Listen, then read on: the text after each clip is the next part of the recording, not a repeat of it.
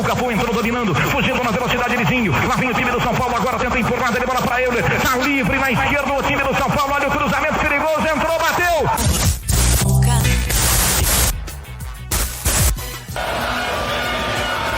Curte aí nossa escalação. Na ponta esquerda da bancada lá vem ele, Leandro Bezerra. Na ponta direita chegando com velocidade, Luan Coutinho. Fazendo a meiota, equilibrando o jogo, Edenilson Mendes. No ataque para marcar todos os gols, eu, Thiago Nunes. Agora é com camisa 10.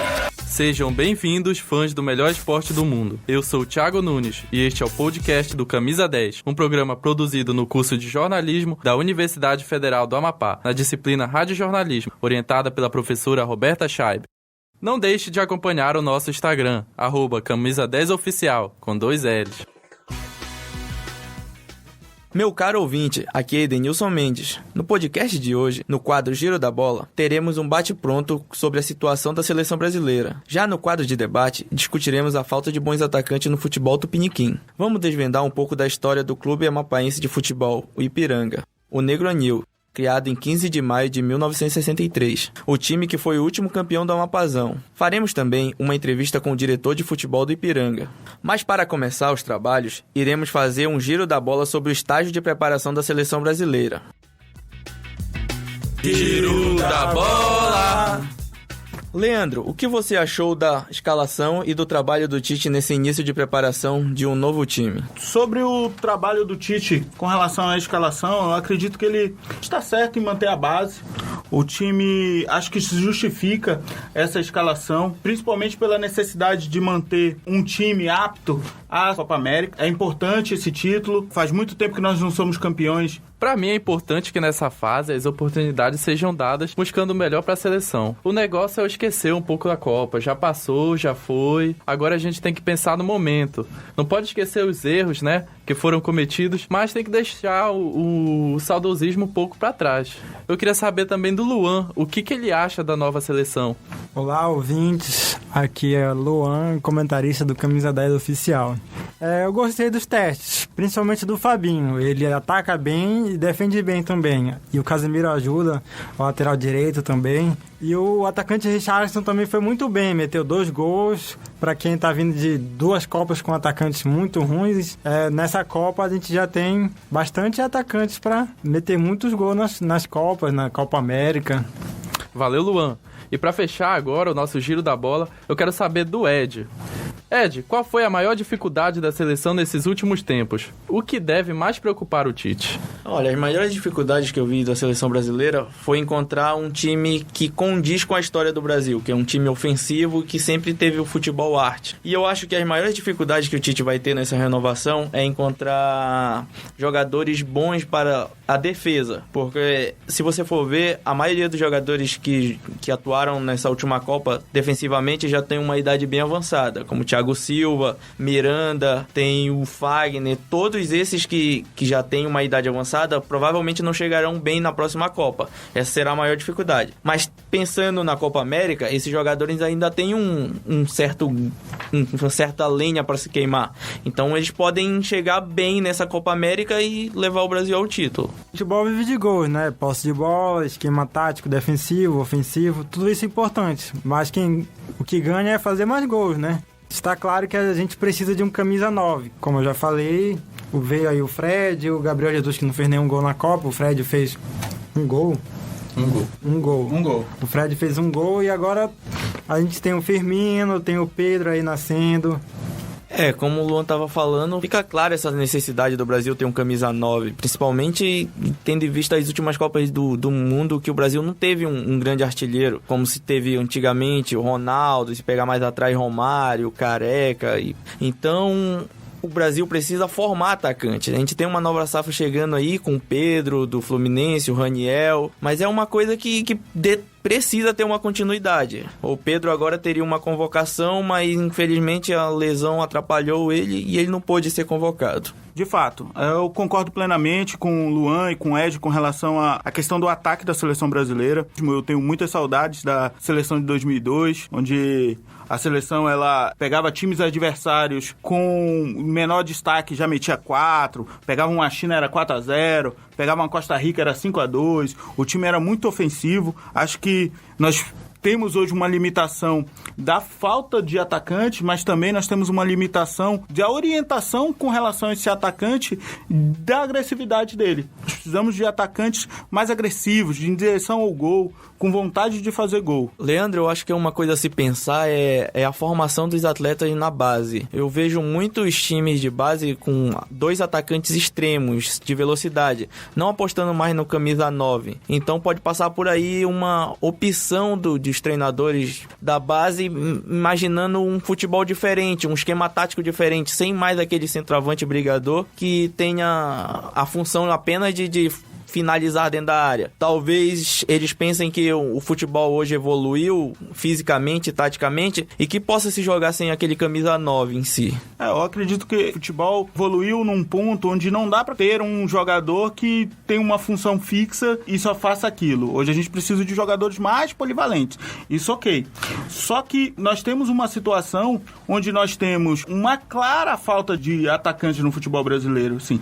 Complementando a ideia aqui dos meus amigos, queria dizer também que, além da falta de atacantes no Brasil, a gente necessita valorizar. Se a gente for analisar bem, né, a gente vê que tem uns atacantes que atuavam no Brasil, que poderiam jogar pela seleção brasileira, que estão jogando por outras seleções. O Diego Costa, por exemplo, do Atlético de Madrid, recentemente jogando pela seleção espanhola. O Rodrigo, outro camisa 9, também jogando pela mesma seleção. E podemos ver também que não é só atacante que o Brasil vem perdendo. O Thiago Alcântara também pela seleção espanhola, é um brasileiro. Temos o Jorginho, que hoje atua pela seleção da Itália, um volante também de extrema qualidade, que o Brasil nunca pensou em colocá-lo. O Thiago, se for pegar um pouquinho mais atrás, o Thiago Motta também é outro volante que jogou na seleção da Itália e também não foi aproveitado. Chegou ainda a vestir a camisa da seleção brasileira, mas não fez jogos oficiais, então impossibilitou ele de atuar pela outra seleção. Os clubes brasileiros, eles têm uma dependência muito grande da venda de jogadores. Os jogadores, eles saem muito novos dos times, e isso pode explicar em parte a questão dos jogadores eles não estarem na seleção brasileira, né? Desses jogadores eles optarem por outras seleções dos países em que eles jogam. Os jogadores saem muito novos e eles já acabam tendo uma vivência com outro país, acabam tendo uma ligação muitas vezes maior com esse outro país do que com o próprio Brasil. Hoje, inclusive, saiu um relatório do Itaú BBA. É um relatório que sai todos os anos a respeito da saúde financeira dos clubes brasileiros. Nessa análise, esse relatório saiu no Globoesporte.com. A análise, ela retrata um futebol brasileiro de uma forma bem geral. Assim, em 2017, nós temos um aumento da arrecadação dos clubes, um aumento expressivo dessa arrecadação. Entretanto, nós temos times gastando mal. Nós temos pouco investimento na base e muito investimento voltado para trazer os medalhões, os famosos medalhões, para compor o nosso futebol brasileiro. Ed, o que você acha dessa situação? O que a gente pode identificar é que os clubes eles não estão investindo nos nossos jovens atacantes para eles permanecerem no Brasil. Eles, como você disse, eles estão buscando mais investir nos medalhões e deixando nossos jovens saindo aí cada vez mais cedo. Tá, beleza, a gente tá vendendo bem os atacantes. Se a gente for pegar o Vinícius Júnior, com 16 anos, foi vendido por 45 milhões de euros. A gente pega o Paulinho, vendido por 20 milhões de euros. Pega o Rodrigo, também vendido por 45 milhões de euros. Foram boas vendas em comparação com cifras de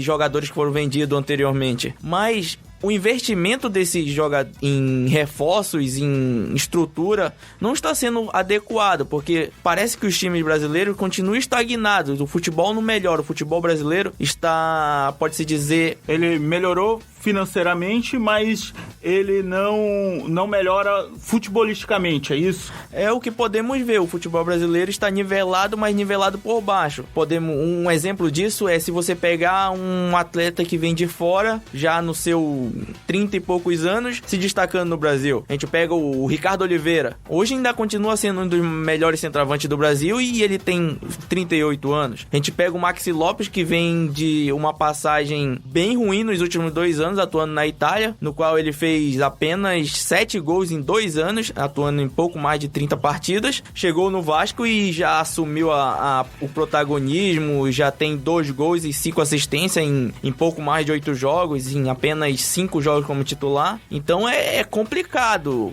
O futebol brasileiro está nivelado, mas nivelado por baixo. Baú do futebol. No baú de hoje, o time de destaque é o time de futebol Ipiranga Clube, do estado do Amapá. O Ipiranga, conhecido como Clube da Torre, ocupa atualmente a 201ª posição, com gloriosos 51 pontos do ranking da CBF em 2018. Inclusive, curiosamente, o Ipiranga do Amapá, ele tá empatado com outro Ipiranga de Pernambuco. O Clube do Amapá, ele é o atual campeão do Amapazão, né? Que venceu o Santos do Amapá nos pênaltis por 4-1. E ele é dono de mais 8 títulos estaduais da primeira divisão. É o maior campeão do Amapazão. Como já dito, o clube foi criado em 1963. Lá se vão 55 anos de história, criado por integrantes de um movimento paroquiano da Igreja Nossa Senhora da Conceição. Seu apelido de Clube da Torre se remete justamente à igreja. E assim como a maioria dos clubes amapaenses, o Ipiranga manda seus jogos no Estádio Zerão. E segundo o censo altamente apurado do Wikipédia, possui a maior torcida do estado. Uma curiosidade do time é seu escudo. Tem um formato tradicional de brasão. As iniciais do clube, o Y e C, estão estampadas no brasão. Tem um formato muito parecido com letras japonesas. As melhores campanhas do clube em torneios nacionais foram um 7º lugar no Campeonato Brasileiro Série C de 2001 e um 20º lugar em 99 na Copa do Brasil. Uma última curiosidade é que o mascote do clube é uma coruja, que foi escolhida por ter o hábito de dormir em torres de igreja. Camisa 10 Entrevista. No Camisa 10 Entrevista de hoje, vamos falar com o diretor de futebol do Ipiranga. Eu queria que você se apresentasse e falasse um pouco também da estrutura do Ipiranga. O que é que o Ipiranga tem hoje de estrutura? Fora aqui a sede e algo mais. Certo, eu me chamo Júnior Volgado, sou diretor de futebol e vice-presidente de desporto do clube. Tá? O Ipiranga hoje tem apenas a sede, né, aqui na Desidério Antônio Coelho, aqui no bairro do Trem. É uma sede grande, uma sede bonita, que tem uma despesa alta, né? E eu costumo falar que acaba sendo o elefante branco para o clube por conta dos custos que ela nos traz, né? E eu costumo falar que clube sem CT não tem como ele ir para frente. O Ipiranga no momento não tem centro de treinamento, o Ipiranga não tem campo. Então nós estamos atrás agora com repasse da Copa do Brasil, que é uma boa quantia. Nós estamos falando em 450 mil, que é o repasse que a CBF passa ao clube, né? E nós estamos adquirindo, sim. Espero que até novembro a gente já possa estar anunciando para os torcedores negro-anil, para o estado do Amapá, o novo terreno e quem sabe o novo campo para o Ipiranga Clube. Como é que funciona aqui, tipo, as categorias de base do Ipiranga? Tipo, tem os times, né, sub-17, sub-20, mas aí como é que são feitos os contratos? Ele já sai com contrato profissional? Ou quando ele chega no profissional, vocês têm esse trabalho de segurar o jogador, de ter multa para time de fora? Bom, aqui atualmente, é como eu falo, o futebol aqui no Amapá se torna um pouco difícil porque não existe calendário certo. Por exemplo, vamos botar o campeonato mais próximo daqui, o Campeonato Paraense. O Campeonato Paraense, todos sabem que começa meados de janeiro, já é votado entre os clubes o calendário, a forma de tabela, né? Por exemplo, agora em Belém, todo mundo já sabe que o campeonato vão ser 10 times, os 8 que ficaram, o campeão e o vice, mais 8 clubes que ficaram, né, na elite, os 2 que sobem da divisão de acesso lá no Pará. Por exemplo, nós estamos agora em setembro, mas em agosto já foi votado o campeonato de 2019. Aqui a gente já está aguardando a federação, né? Eu, como diretor do Ipiranga, diretor de futebol e vice-presidente de desportos, eu já cutuquei, né, a federação amapaense para a gente votar, até porque é de interesse nosso. Hoje nós somos o atual campeão amapaense, né, atual campeão. Ano que vem teremos um calendário maior, né, vamos disputar 4 campeonatos, sendo 3 a nível nacional, que é a Copa do Brasil, a Copa Verde e a Série D. E o Campeonato Amapaense, enfim. Então são 3 a nível nacional. Eu já cutuquei a federação para ela votar logo, para a gente montar o campeonato, para que eu não digo ajude ao Ipiranga, né? Mas o Ipiranga é o time que obtém esses campeonatos e o time que precisa subir. É como eu falo, os clubes amapaenses todos querem ser grandes, todos têm sua história, sua tradição. Que vai representar o estado. Justamente, só que o clube que vai representar o estado é o Ipiranga e o Santos na Série D. Só que é só o Ipiranga que vai jogar a Copa do Brasil e a Copa Verde, sendo que a Copa Verde agora em 2019, nós estamos aguardando uma informação da CBF, mas pode ser um campeonato internacional. Né? Vai ser incluído 2 times do Paraguai e mais 2 times do Paraná na Copa Verde. Se torna a Copa Verde Itaipu. Para valer vaga na Sul-Americana? Justamente isso. E fora que entrará mais recurso para o clube vai poder montar assim a sua base. Né? Vamos retornar agora à base, né? E o Ipiranga é o atual campeão do Sub-17. Né? Nós montamos um time rápido aqui e fomos campeões ano passado, tanto o campeonato estadual quanto o campeonato intermunicipal. Obtivemos 2 títulos Sub-17, disputamos esse ano o Sub-20, mas o time não foi até a final, foi desclassificado nas quartas de finais. Só que a nível de contrato, a gente não consegue fazer um contrato longínquo com um garoto desse por conta de não ter calendário. Né? Aí o recurso fica apertado para o clube aqui, o clube não tem investimentos, né? O clube não tem patrocínio. Por exemplo, 2017 e 2018 tudo foi custeado do bolso do presidente, né? Então fica uma despesa muito alta só para o presidente estar custeando. Então a gente torce para que ano que vem, 2019, com esse pontapé que o Ipiranga está dando, para que venha outros clubes e venha junto também as empresas daqui que obtêm os maiores recursos aqui do estado, por exemplo, como Domestilar, como o próprio Manari, né? Como a Jari Celulose, essas empresas grandes que retêm muito CMS, podem ajudar os clubes a incentivar o futebol, a fomentar o futebol, o esporte do estado do Amapá. E agora, só para encerrar, eu queria que você deixasse uma mensagem aí pro torcedor do Ipiranga que está nos ouvindo aí sobre o futebol do Ipiranga e deixar uma mensagem aí para a galera. Bom, o que eu tenho para falar pro torcedor negro-anil, continue nos dando esse voto de confiança. A diretoria está 200% focada para 2019. Né? Eu lembro quando nós assumimos, falamos que iríamos deixar o Ipiranga com calendário e conseguimos. Né? Eu costumo falar que o bolo nós já temos, agora vamos atrás da cereja, que é o acesso à Série C e o título da Copa Verde. Quero agradecer a participação do entrevistado, que falou um pouco sobre a Federação de Futebol do Amapá e sobre como tem sido tentar reerguer o clube que recentemente foi campeão do Amapazão e agora vai disputar a Copa Verde e a Copa do Brasil. Essa entrevista foi muito legal com o Cláudio, ele foi bem solícito com a gente e ele mostrou um pouco da história do Ipiranga e sobre os projetos futuros dele. Ele falou também uma notícia, pode-se dizer, exclusiva aí, que ele vai tentar trazer um amistoso pro Ipiranga de um grande clube da Série A. Ele já vem falando com o Flamengo, com o Vasco e se as conversas evoluírem, pode ser que em janeiro ou no mais tardar fevereiro, esses clubes podem pintar aqui no Amapá para fazer um amistoso. Imagina o Caça-Rato fazendo gol na zaga do Vasco, seria sensacional, hein? Inclusive, a atração do Ipiranga, CR7, Caça-Rato, que fez vários gols, ajudou o Ipiranga nessa campanha de ganhar o Amapazão. O Djalma também, o Júnior falou muito sobre o Djalma pra gente. Aquele é um jogador icônico. E se vocês pesquisarem um pouquinho aí sobre o Djalma, sobre o Caça-Rato, vocês vão conhecer um pouco da história dos verdadeiros jogadores de futebol. Um ídolo. Vamos finalizar o episódio de hoje com o Ed fazendo um rápido giro pela tabela do Brasileirão Açaí Série A, falando um pouco sobre a 25ª rodada, que trouxe vários empates aí nos clássicos e o São Paulo voltando à liderança do campeonato. Como o Thiago já falou aí, o São Paulo segue líder, seguido de perto pelo Inter, com apenas 1 ponto atrás. O Palmeiras vem chegando na briga pela liderança, com 47 pontos. O Flamengo deu uma distanciada ali na briga pela liderança, agora está a 5 pontos do líder, mas continua no G4. O Grêmio se aproximou do G4 ali, mesmo com o time reserva vencendo o Lanterna Paraná. O Corinthians voltou a vencer no campeonato, já está na 8ª posição, vai tentar chegar ali na briga pelo G6. Na parte de baixo continua uma briga ferrenha ali, que o Vasco deu uma afundada, já está em 18º com 25 pontos e para sair da zona já está a 3 pontos. Da Chapecoense surpreendeu e venceu o ex-líder Internacional por 2-1 num jogo movimentadíssimo, onde teve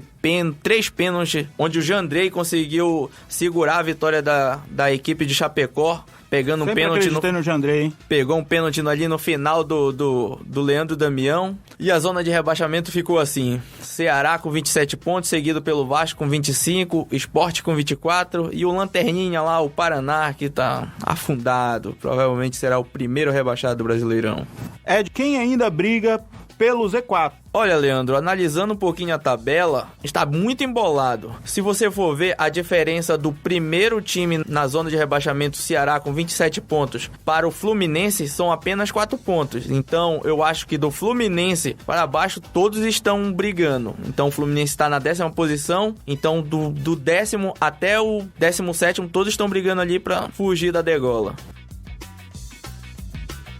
Esse foi um podcast produzido no curso de jornalismo da Universidade Federal do Amapá, na disciplina Rádio Jornalismo, orientado pela professora Roberta Chay.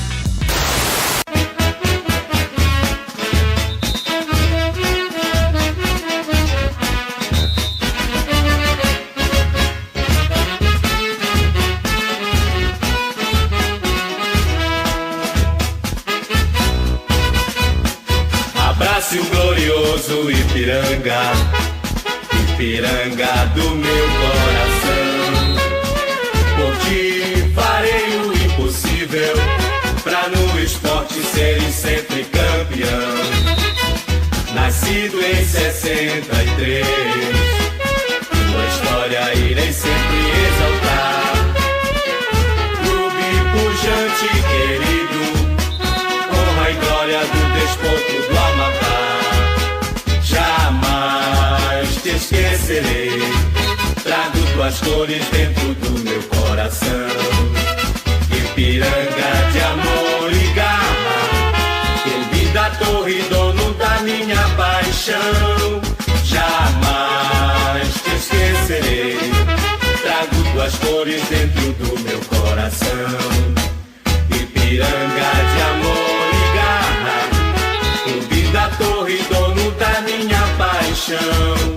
Resolutos e encorajados, teus atletas estão sempre a lutar para dar mais valor ao nosso esporte e o teu nome eternamente consagrar.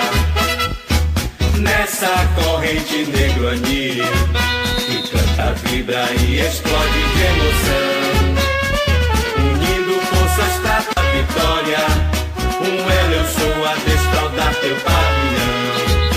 Jamais te esquecerei, trago tuas cores dentro do meu coração. Ipiranga de amor e garra, clube da torre, dono da minha paixão. Jamais te esquecerei, trago tuas cores